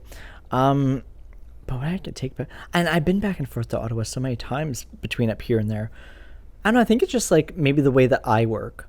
Like I definitely try to be more patient with everybody. Did you have to gain more patience coming to Northern Ontario? No, actually, surprisingly not. If anything, Northern Ontario has taught me how to like be a little bit more relaxed and easygoing, and not necessarily be in a rush all the time. Like how I work, I always try to be like 1 or 2 scenes ahead, just so I can mentally prepare my day ahead too, right? Yep. Versus sometimes whenever I'm in Ottawa, even sometimes up here too, I'm in my head too much, and I'm thinking of the whole day ahead when I could just take it scene by scene by scene. Right. You know? And also too, like, I think just like adding things to my kit and meeting the people that have different experiences and telling me what they did differently versus, you know, what I could be doing, or like, you know, just like sharing of knowledge as well too. Mm-hmm. Yeah. Is climate-wise, I mean, Ottawa's pretty similar to here. However, Northern Ontario has some specific Shadflies issues. That was something new to me too when I came up here. I was like, what the hell is this? This is terrible. These shagflies? Shadflies. Shadflies are disgusting. They're kind of our mascot. They are disgusting, but they are. That's something to be proud of? I think so. Oh, okay. Yeah. That's nice. They come out of Lake Nipissing. They do. Like, I would say probably July. Yeah. Late June. July? Late June, because I left here the very end of June to go back home for about a month. They were already, and they were here full swing whenever I was starting to leave. okay. And They basically live for 24 hours. Yeah, pretty much. Cover anything Everything. Downtown. Anything with lights. Yeah. Anything that they can attract heat to. I went to the gym and the entire outside wall of the gym was covered. Yeah. My car was covered. There was one, I was driving once and it was just like hanging off of the bottom of my mirror. They hold on for dear life, don't they? And I was like, this is my nightmare. Yeah. The gas station, even on the buttons that I have to press when filling up my tank and stuff, I'm like, oh, I gotta press the Shadfly. Yeah. You know? It's kind of a horror story for like a couple weeks, and then they go away. They all die. They go away. Mm-hmm. So I'm actually going to talk to Tyler Ems on another episode. He's a grip, yeah, that's right. Yeah, and he's had an interesting story about really Shadflies. So everyone stay tuned for that. I look forward to hearing it. Yeah, I'm very excited about that. So then, other than Shadflies, are there any other like climate differences that you're like, oh, I'm in Northern Ontario, so I have to dress the actors more this way underneath? I mean, luckily, like everything's provided, so I don't necessarily have to like bring anything for actors that they're not going to travel from base camp to like wherever we're filming, right? Right. So that's okay. I definitely think. I mean, I think I definitely pack a lot more. Whenever I first came up here, knowing it was like Northern Ontario and it was in the summertime or something like that, I still packed thermals with me. That's a good idea. You know, but it was like the middle of summertime, and sometimes it's even hotter up here than it was in Ottawa. Right. I think it's definitely more spread out over here. Ottawa, everything filming wise, everything's pretty like close by each other wherever we film. Yeah. If we're downtown Ottawa, we have like 3 different locations that are like within like a walking radius of each other.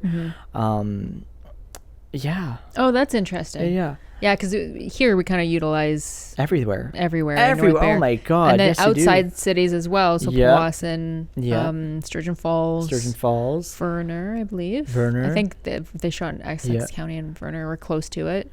Oh, maybe. I was only there for the first 2 weeks. Oh, okay. Yeah. Mostly in the office there too.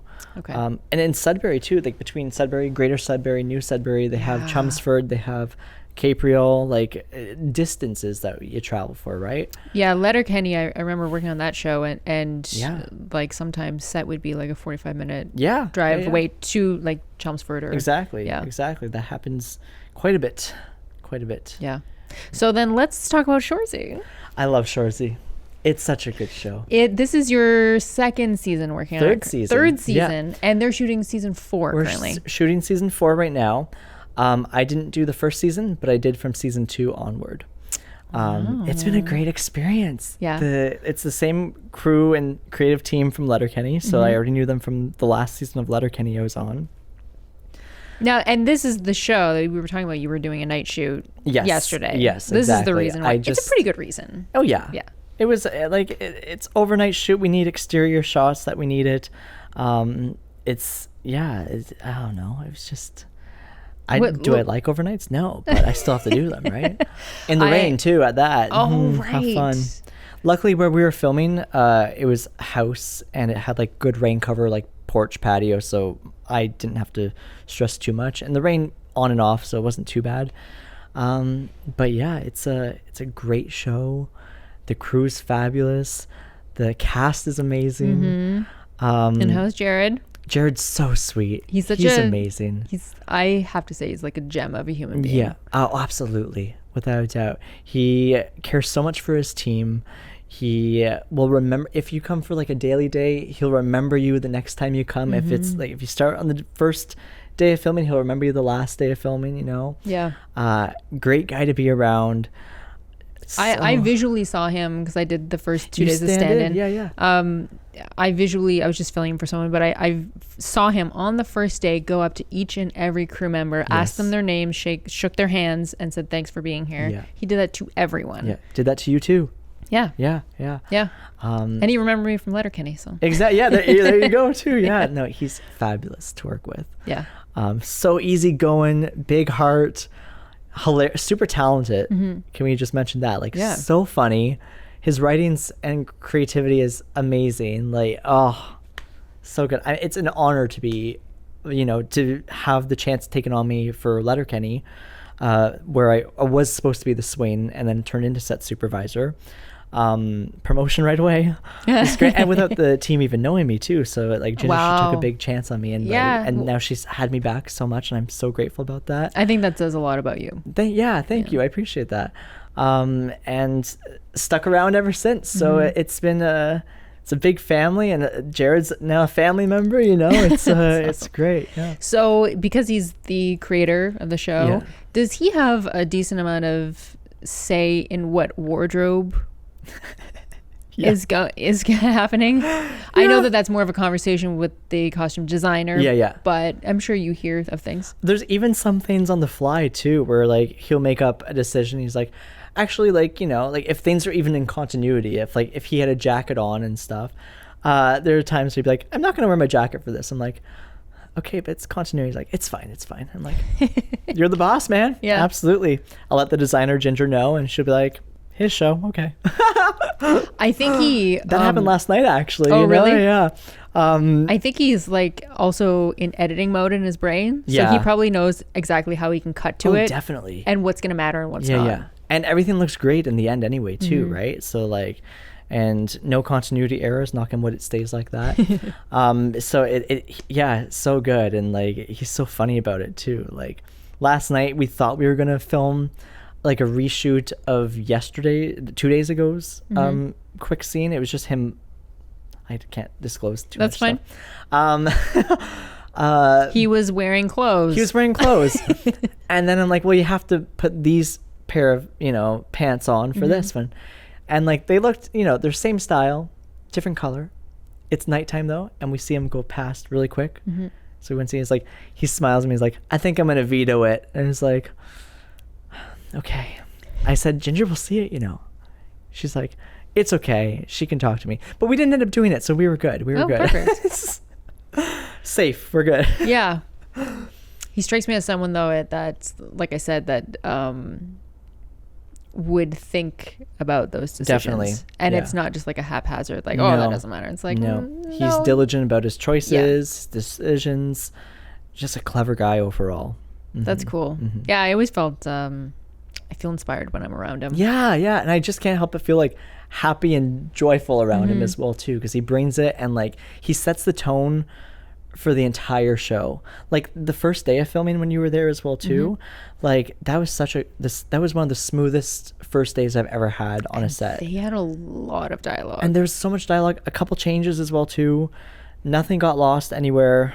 And even after that first week of filming, it was a short week because the holiday or whatever. Yeah. But that was also the smoothest first week of filming I've ever had on any show too. Really? And I said to Jared after, I was like, Jared, like that was like by far the best first day and the best first week I've ever had anything. And like, thank you for setting the tone on that and stuff. He's like, Jacob, no. We set the tone, okay? It's going to be, if it's like that this week, it's going to be like that the rest of the show out. And we finished filming our second week of filming, I think. It's been like that too. You know, It's been consistent. Sure, there's been a couple like, you know, things where they move scenes around. I'm like, okay, well now I need this and get it called over for changes or whatever, which is fine. I'm happy to do that. But like otherwise, no hiccups.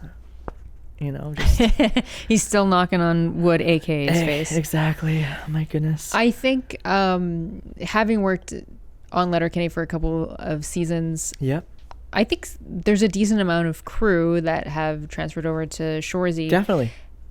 And I think that has something to do with it because it's kind of like a well-oiled machine now, you know? That many seasons of Letterkenny is like, you know, it's so routine, right? And now with his new show, Shoresy, like we're 4 seasons in. I joined in at season 2. And it was, you know, second season, you're still getting it off. But like now we're 4th season, it's like that too. It's well-oiled machine. Like we all know what we're doing, you know, we all have our places. We know where we're supposed to be, what we're doing. I know how I like things to look on our actors. And I know that my designer does too. And that, you know, keeping the consistency from all the seasons together, it's great. Like he wears a hoodie all the time in Shoresy, right? I know how I like his hood line. Oh yeah. After doing it for 3 seasons, right? So is that something that you pin? No. I just adjust it. Yeah. Okay. The little fluffing? Just a little fluffing. Yep. A little hood fluff? A little hood fluff. I hope you said that on walkie one day. Coming in for a hood fluff. I'm gonna do that now. I'm gonna definitely do that. Monday I'm gonna let you know that I do that. It's good. Yeah. That's what we're here for. Definitely. And even like the girls on the show too, like there's certain things that I know that they like and I always have it like ready for them and stuff. So like it's great, smooth sailing. I know for women when we have to wear high heels and that type of thing, like usually there's like a transition, like a slipper. Yep. A nice little cozy slipper. All the time. Is that a request, or is that just naturally something that wardrobe? A lot of the times, well, especially like these girls, like sometimes they're in heels mostly all the time, right? So I always just bring the heels with me to set, and then they travel in like slippers. And then on the day, if we don't see their feet, I'll be like, stay in your slippers. If we need it for the height difference, or we are going to see your feet if you're going to walk, let's wear the shoes, you know? So like, yeah, they're happy with that too. I'm happy with that. They're comfortable. So during the wintertime, you have said that you pretty much refuse to work on set. That's correct. Okay. For a couple of reasons, actually. I'm not cut out for the wintertime. I see. Being up north or Ottawa. Right. Snow and I are not friends. I don't like being cold. As pretty as it is in the wintertime, I do love the winter for like, you know, the holidays and stuff. But like working outside, making sure actors are comfortable, not freezing, warm up coats, hand thermals, hot water bottles, umbrella, like it's too much to carry. Right. I don't care to do that. I actually really do not enjoy working in film in the wintertime. That's the only time I don't enjoy it at all. You know, early to mid-spring is fine. Like, sure, there's still snow on the ground. I can handle that. It's fine. It's not too taxing, okay? Summertime's great. I don't mind. I have no warm-up coats. It's freaking fabulous. Fall time, okay, it's fine. Like, it's cooler out, but, like, a lot of the times, too, if we're filming outside in the fall, we know it's fall time. We have jackets. I can still get people warm-up coats. It's not too taxing. I'm not in huge boots. I'm not, like, lugging around, like, pounds and pounds of clothing and stuff. So yeah, I go into hibernation in the wintertime. I think that's fair. It's very fair, right? And I'm very grateful that I also am able to work in the wintertime, but not in film. So what do you do? I do factory sewing. Okay. Yeah, I make. I don't know if I'm allowed to say. I think I am because I'm not there right now, right? But I do factory sewing. I make protective equipment, protective wear. Specifically for like bomb squad and military squad practices. Oh, neat. I make protective jackets, bomb suits actually. Okay, wow. And I also used to make police vests as well too. So it's great that I have money coming in the wintertime as well. And yeah, I go to that. It's about, half hour from where I live, so it's easy to get to. And yeah. Keeps me busy, keeps me out of trouble. Keeps you warm? Keeps me warm, exactly. And it's sorry. We don't know what's going on behind the scenes over here. Sorry. So yeah, it keeps me warm. It keeps me busy, it keeps me out of trouble, keeps money coming in, which is great.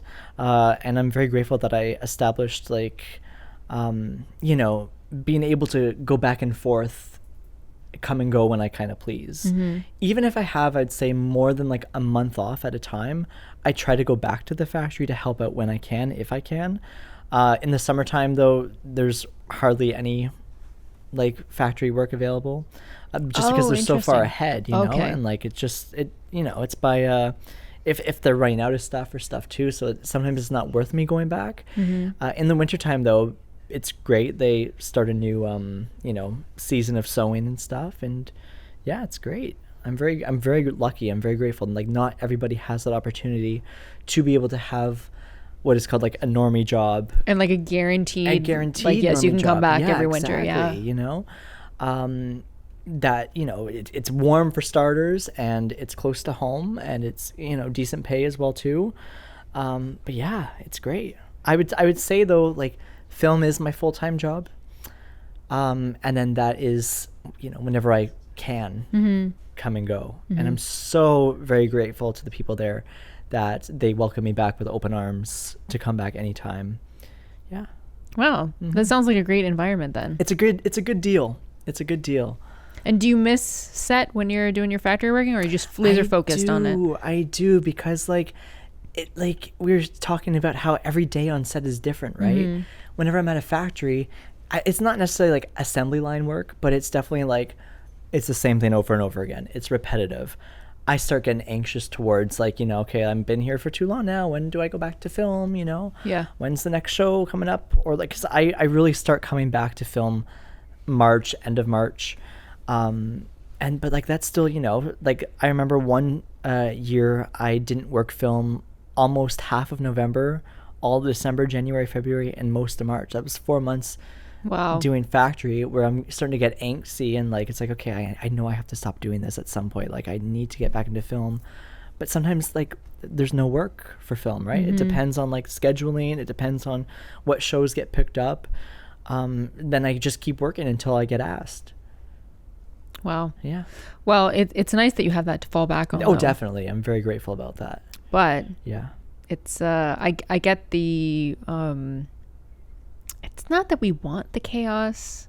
It's just we strive for it.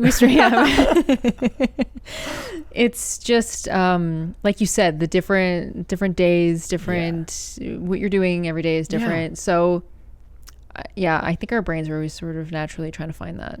Definitely something different every day. Yeah. When things get too repetitive, people do start spiraling, right? Or even if like we don't have work, then we also start spiraling too. Yeah. And like also with film too, like sure we could be working back to back and stuff, but we also don't know how long, like, okay, after I finish one gig that was like anywhere between 3 weeks to a few months, when's the next gig? If there's nothing necessarily lined up right away. Yeah. Right? Like we can go days, weeks, months without working. And then it's like, okay, what do I do? It gets scary. Yeah. I've had some really talented costume people, got a little like scared that there was no film coming up anytime soon for a couple months or whatever. So then they got like a normie job. And now they're committed to their normie job, which is fine. Like it's still, good for them. They're working at least, right? But it's like, you were so good. Like, can you not just like quit that for a few months and then come back, Or I have to say, you have it pretty good if you're able to go back every winter, but most places are not. No, exactly. Unless you have like a really good deal, a really good, like or it's a seasonal job. Seasonal job too, like, and if people do have seasonal jobs, that's great. I know a couple people in film that are able to go back to like, restaurants that they worked at, or like friends' stores that they run as well too, right? So I have a very good deal. I'm very lucky. Not a lot of people have that, and I'm aware that I have that, and I'm very appreciative. That's great. Yeah. I have a bunch of random questions for you now. Fire away. I'm ready. Here we go. What has been your favorite costume to either dress on an actor or find for an actor? Oh, God.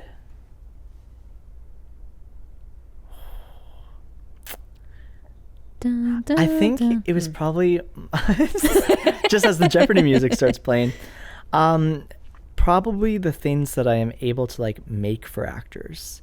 Like for shows, like I've built, since I sew, like I've also had the opportunity to build costumes for TVs and movies, some of which are super weird, super complicated, but are also like really cool whenever it's cool to see like fabric go from just a plain sheet to something that is on a body. Yeah. And I think that's so cool. So I'd say like maybe anything that I've made is like really cool. It's like, yeah, I made that. Yeah, there's definitely some pride in there for sure. I made a lot of things for, my very first show that I was like kind of thrown into, the one that I was sewing for, where then I got asked like, hey, do you mind being, it was a studio show. It was a cartoon style. So it was like one look the entire time. I built a lot of those costumes for it and stuff. And they're some of the weirdest but coolest costumes I've seen. Complicated to make, but it turned out beautiful in the end. And like people loved it. So it was great.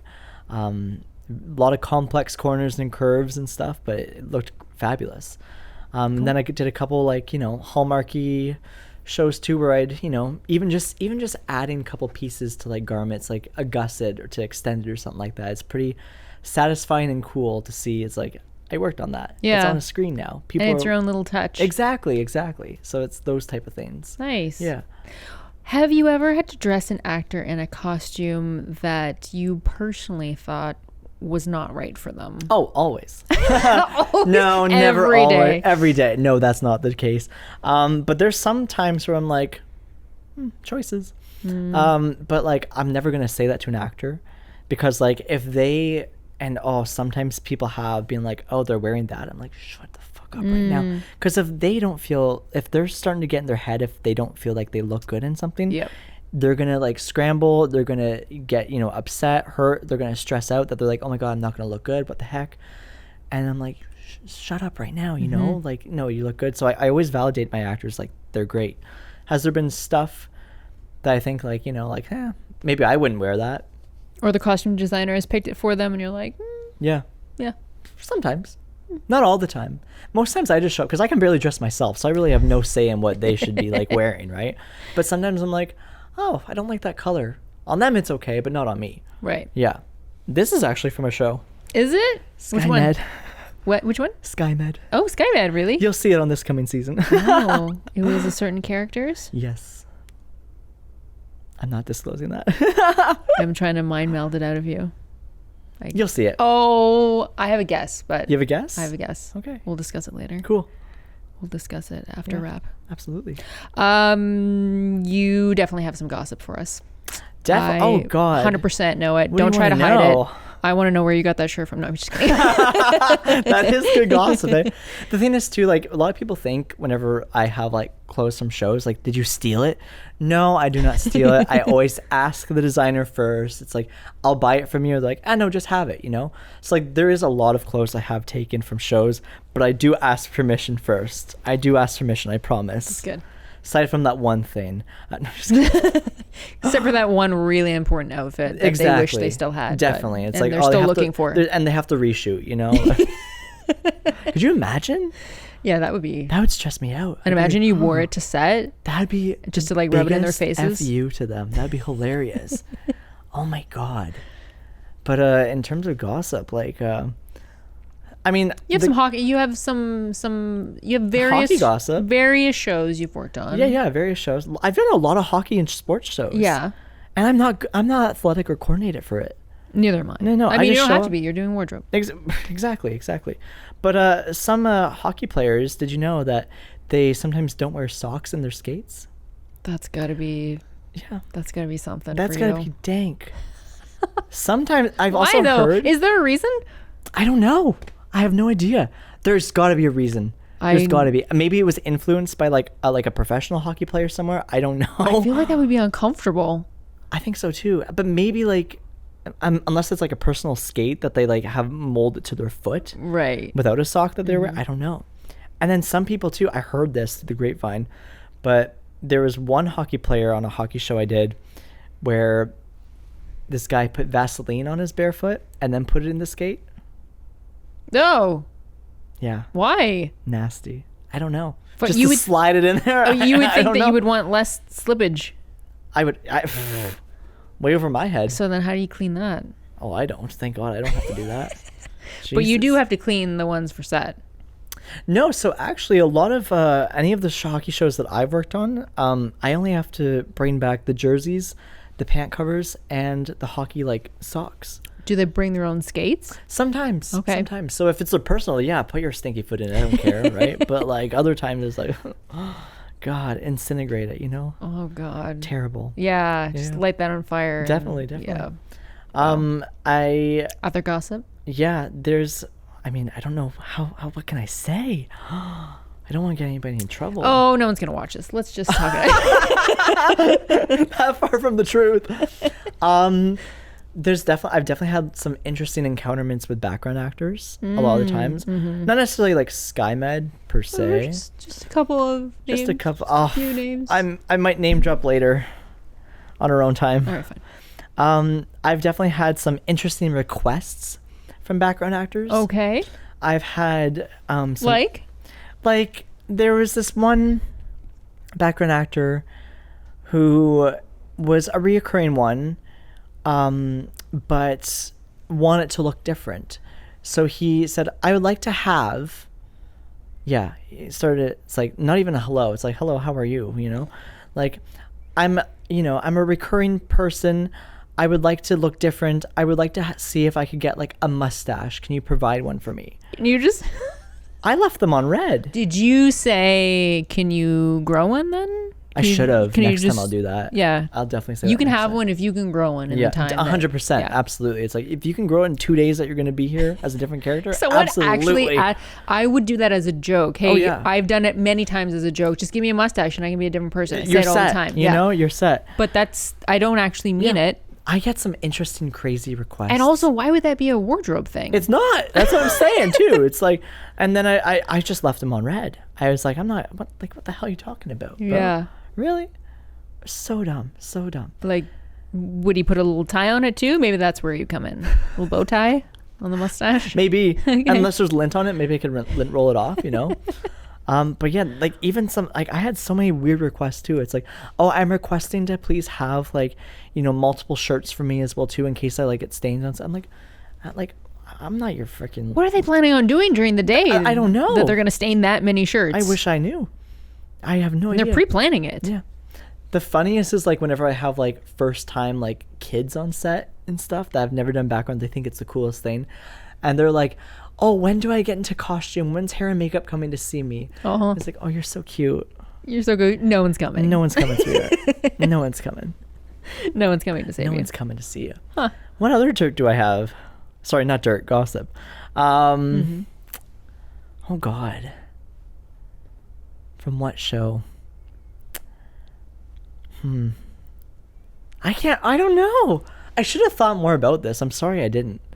So far, we have mustache, and that's been the highlight. Yeah. So, and like, you know, barefoot in a skate. yeah, that's pretty gross.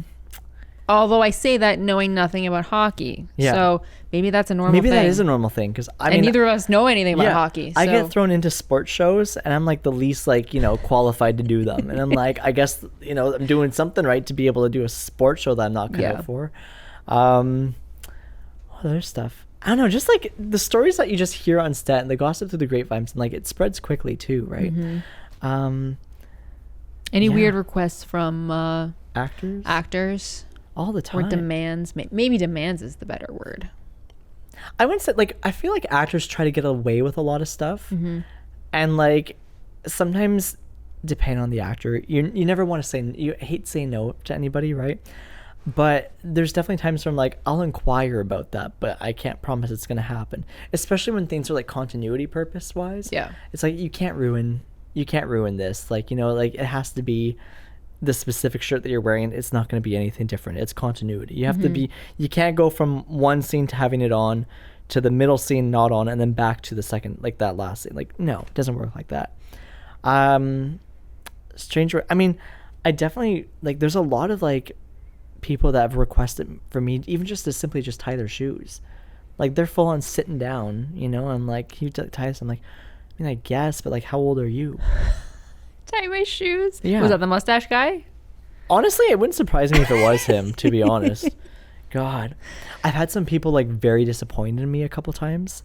Like, I guess you wouldn't give them a mustache. Well, between costumes too, you know, like I had people like one woman, she arrived to set. This is one of my very first movies too, and I remember this like, oh God, she was so distraught. Like, she arrived late to set for starters. You don't do that, okay? This is background? This is background, yeah. She arrived late to set, and she was supposed to be like, I don't know, like an elf or elf supervisor. I don't know, some Christmas thing at like an amusement park, and she definitely wanted. You know, she's like, I'm supposed to be like the person like that has this costume. Like, okay, but you weren't here, so we gave it to somebody else. And she started to try to fight me on it and stuff. Like, she was so like devastated and like so distraught. To finally, like, the ADs and my designer finally came to like set, and she's like, well, you weren't here, so we gave it to somebody else. She brought her own like what she thought was like elf costume wear to set, and she put it on to thinking that she could get the role like last second before getting on set, right? And then I look at, like, I did a double take, and I was like, what the hell is she wearing? So I went over to her. It's like, what the hell? Like, what are you doing? Like, we didn't establish this for you. Like, why? She's like, well, I was supposed to be this. I'm like, okay, but you're not. You know that. Like, and you're not getting paid any different. By the way. Exactly. We're all just background. Like, just back. You guys, it's so much more than background. But right? I mean, at the end of the day, sometimes people hold these titles heavily. Oh, 100% where it's like they do. Elf, it's you know, so funny that they do that sometimes. Santa Claus, or I mean, Santa Claus is probably its own thing, but SSE. Right? Yeah. But like, no, it's just like you get a costume. Yeah. Okay, it went to someone else. Move on with your life. Right. And just some people, it's just, and it's like, it's okay. Like, it's fine. Some people get so upset whenever I have to disappoint them. It's like, sorry, between it either not fitting you, you arrive late, it just, we have somebody else that we picture better for it. I don't know. Let it go. I've had some like hate email come to me as well too. No. I had somebody come to me very disappointed because like I had to cast a specific size for certain uniforms that I had. And so I sent the sizes to casting. Casting sent me, a couple, casting ended up just like giving me a list of people where they think it would be. So like I had my size chart sent to them. They thought that they were being casted because I got their size chart, but like the casting made it known that it was just a blanket thing. Just send your sizes just to see if the costume fits you, and then we'll go the next steps if you're cast or not. Right. People need to know that I'm just costumes. I don't cast anybody. I just receive your sizes, and if I have the proper things, I'll let you know. It's like, yeah, they're a good size. Casting may let you know if you're hired for it or not. And people are like, that's you led us on, like, like I thought you said we were casted, and like I don't have that kind of power. People go above and beyond thinking that, like, I don't think I've never contacted a wardrobe person personally unless I know them and they say it's okay to directly contact them. Yeah. Or whenever like I do my mass emails like on SkyMed where I asked everybody, it's like, hey, please send me your sizes, know, knowing that you guys were already casted from the list that I had. So I don't know what lines were crossed there, but fuck my drag. Is there a style that you wish would make a comeback? Ponchos can stay in the past. Okay. I